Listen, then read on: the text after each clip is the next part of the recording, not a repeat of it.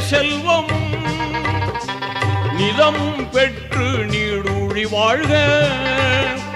ஆண்டவன் அருளால் குழந்தைகள் ஈன்று அறமாய் நபி வழி நடந்து வாழ்க. வல்லவன் அருளால் நல்லறம் பேணி, வல்லவன் அருளால் நல்லறம் பேணி வாழ்க வாழ்கவே வாழ்கவே. வளமாய் நலமாய் மணமக்கள் நூறாண்டு வாழ்க வாழ்கவே வாழ்க.